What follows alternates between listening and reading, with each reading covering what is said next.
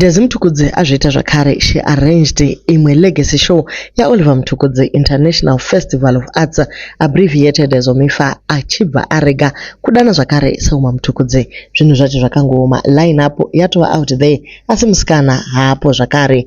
Welcome back to your channel. Please don't forget to like and subscribe. Sezvakamboitika zvakare makore apfuura, manetizens ese achibva aedza kuti arwire vasikana vakabuda nekumapodcast vachitaura kuti Dezi vakanga vaine moyo wakaipa chose. Amai vakakonewa kana kuzvirwira, asi vakazongorwirwa naWikinero uyo akavapa mota yekukontinya the legacy yaMudhara. So paline apo pana Bongo Mafini, Japreza, Felinandi, Jasignal, Saint Flo, Tami Moyo, Black Spirits featuring Gary Tide, Makomba, Nyabinde, Samasamba, Mandava, Nyamanda V, vese vanatirimbofana vanatenda Mangami kana pamwe patamboona pachisiwa chero vana Selma, chero vana Sandra, chero nezvimwe zvakadaro guys. Nothing at all. Hatina kuvaona zvachose vadaniwa. Endisa Mugudo vati ivo hazvina kusiyana nekunzi you are not invited kurufu rwembereki wako. I know kuti nhamo yeumwe hairambirwe sadza, but ndikanzi ndiite MC for this show ndinoiramba mari yacho ini. Imagine kuti Selma Mtukudzi naSandra vanonzwa sei. Pamwe pacho dai Mwari vachimbotanga vatibvunzawo aumana, shuwa kutora tuku vachisiya Dezi here. Ndo zviri kubva kumanetizens vari kuti ivo pakakanganisika zvachose, Dedhi vaitozogona kumira negirls ravo, but zvimwe zvacho tongoti vaizogona vachiripo vakazvigona here. Anything chine family drama isusu hedu hatide kukomenta. Behind the scenes hatizivi zvinenge zvichiitika. Ndo patinoona kusabatana kwemaartist emunomu.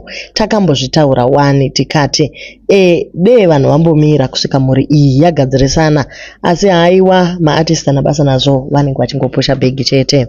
Kana uchida kuita mari mulife, never mix business with emotions. Ukasheedzewa kuzoita MC unoenda kunoita basa rako, upuwa mari yako, wodzokera kumhuri yako.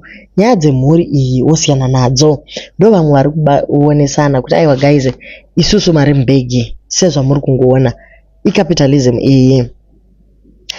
Hensa Mugudo vanzi Euda garai pasi zvachose.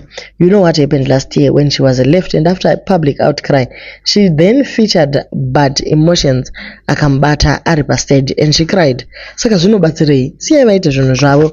Vasikana vatori bo, siyai nyaya dzemhuri isiri yenyu. Vasikana vari kucelebrate vari muswimming pool, vakati September 4 tuku, vakaitawo zvavo zvavanokwanisa. Izvi kuda kubatanidza mhuri. Muridzi wayo atoti dhiyanyarara hazviitike. Mukuti pese panoitwa bendi kupakare paya, vana vacho they must be there. Why tukwari mupenyu aita magala one asina vana vake? Vanhu vemuZimba muri vanhu vakaita sei kwemimi? Muri vana tinadzirwe chete. It's just a show yakafanana neyaiva kuAlex Club pakare paya ivenue. So yorega kuhaiwa nemama music promoters vari kuda kuti show itwe kuNorton because vana vatukwa havapo palisti. Miswai imimi. I think Selma can be given space to perform without being on the flyer. Ndibaba vake hafaniri kuzoita seari pabasa. She must sit down and enjoy her father's memories through other artist performance. Nga JP unongotamba neZanuwani despite my feelings emazimbo because you know kunobva raramo. So ndizvo zvimwe chetezvo maartist ari kungoti ivo vari kutsvaga sadza, zvimwe zvese havana basa nazvo. Selma Mtukudzi zvakare wazo nyora iye ndokuti naivedwe, when are we as black people going to learn to work harder so we can leave things for our children? For how long are our generations going to have to be starting from scratch? Sai tichirwadziwa nevana vane vabereki vakavasira zvino. We need to create generational wealth even if it means it starts with us. Ndatuka here pachine controversy zvachose nenyaya yekuti pane chamakasirwa here, pane chamati mapuwa here kana tiri kutanga from scratch, especially vana kwaMtukudzi mama Dezi vakatora everything. Vana ava havana chero chimwe chavakasirwa. So people, yes, they are engaging in the conversation, but behind the scenes vanotoona kuti aiwa munhu ane dama rake raari kuda kupusha out there.